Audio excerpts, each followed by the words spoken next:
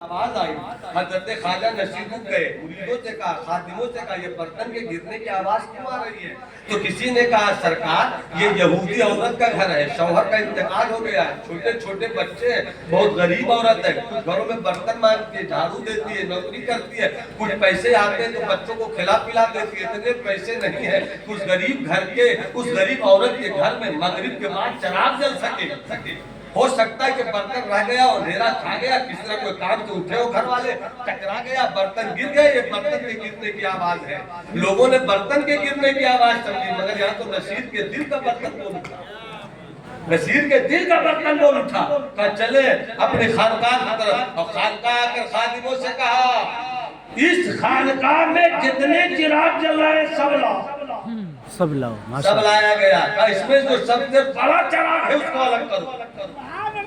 اب بڑے چراغ کو الگ کرنے کے بعد کہا یہ چھوٹے چھوٹے چراغ میری خانقاہ میں جلیں گے، اب کل سے یہ بڑا چراغ اس یہودی عورت کے گھر میں جلے گا۔ ماشاءاللہ ماشاءاللہ۔ دوسرے دن چراغ پہنچ گیا، جاتے جاتے کہا سنو، مغرب کے بعد نہیں، مغرب سے پہلے ہر دن اس چراغ کے لیے تیل پھینک دینا، اور یہی نہیں جب بھی کھانا بنے تو پہلے اس گھر کے عورت اور بچے کھائیں گے، بعد میں مریدین خلفاء مریدین متوسلین کھائیں گے۔ 5 دن 6 دن 7 دن ایسا ہوتا رہا، 8ویں دن 9ویں دن وہ عورت اپنے بچوں کے ساتھ چلی آئی، خانقاہ نشیریہ، نظامیہ، فریدیہ، قطبیہ، معینیہ چلی آئی۔ جب چلی آئی تو پوچھا بابا کہاں ہے؟ کسی نے کہا ادھر ہے بابا۔ جیسی پہنچی بچوں کے ساتھ، حضرت خواجہ نصیر الدین کی ایک نظر اٹھی، کہا بیٹی تم کون ہو؟ بچوں کے ساتھ آئی، کون ہو تم؟ رو کر کہتی بابا اتنا دیالو تو دیکھا نہیں کرم کر دیا، دیکھا نہیں کرم کر دیا۔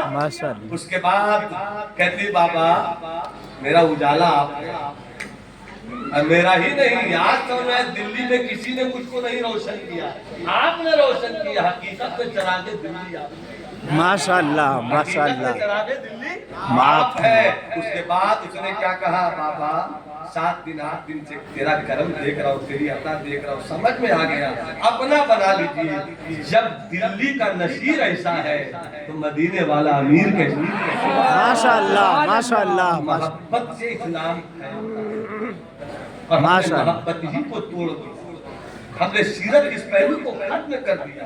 مولوی سے لڑ رہا ہے، خطیب شاعر سے لڑ رہا ہے، پیر سے لڑ رہا ہے۔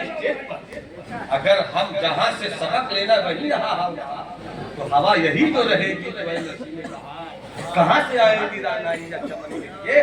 آپ جس خانقاہ دائرہ شاہ احمد میں بیٹھے ہیں، یا کوئی امامے کا تن تنور تنورات بھی نہیں ہے، اور یا جبے کا کوئی شرط فرق بھی نہیں ہے، اس لیے کہ دیوار مضبوط ہو عمارت بچ جاتی ہے، حسن صرف ہو عمارت ٹوٹ سکتی ہے۔ اللہ دائرہ شاہ احمد اور حضور